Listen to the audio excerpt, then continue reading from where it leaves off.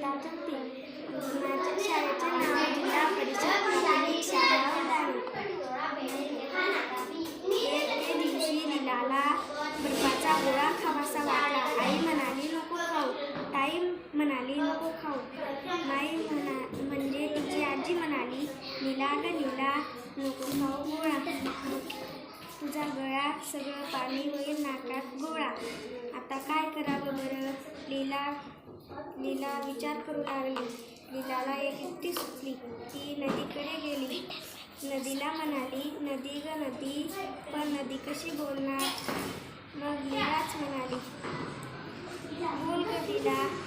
मग